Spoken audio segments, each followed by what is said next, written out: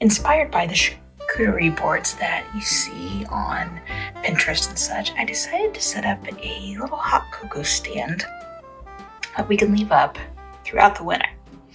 Today, I thought I'd show you what I did, what I put on here, and how I put it together. The board itself just comes from a garage sale at my church.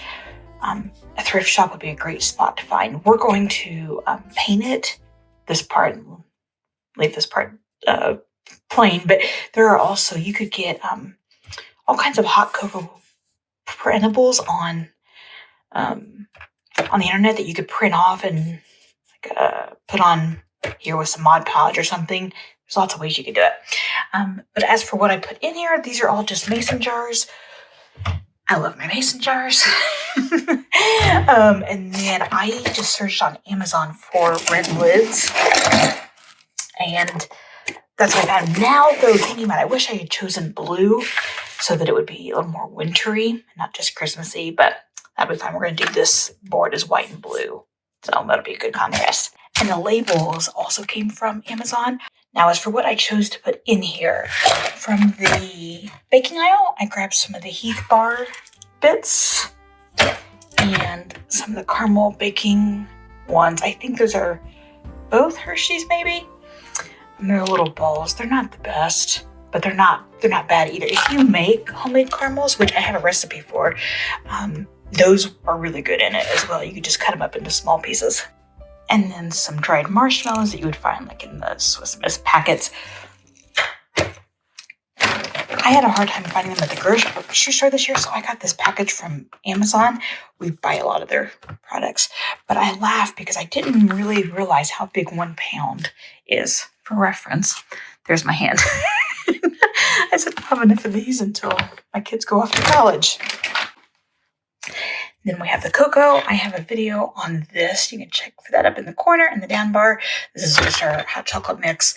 We absolutely love this mix. I just put a bunch of little candy canes in here and then gave it a really good shake until they were kind of crummy. Instead of chocolate chips, I got these little chocolate Santas. They're Russell Stover brand. I got them from Walmart. They were in a bag. You can see him very well. That was supposed to be, you dump the whole bag in warm milk. That would be your hot chocolate. But I thought they'd make perfect little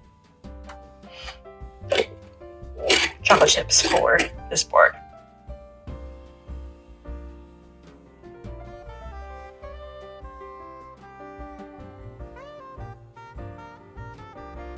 And this last jar is white chocolate powder from Coffee Bean and Tea Leaf. I buy that from Amazon as well.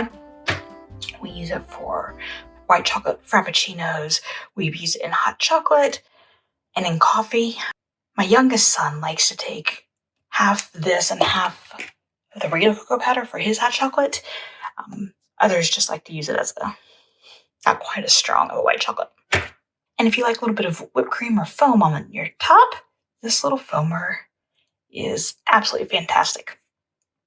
I use it for coffee, foaming my creamer for that, but it's also really good if you have heavy cream or half and half to give yourself a little bit of froth or whipped cream for your hot chocolate. If you click on the videos on your screen right now, you'll find video for my hot chocolate mix, as well as our frozen hot chocolate recipe, which also uses the mix. Thanks for watching.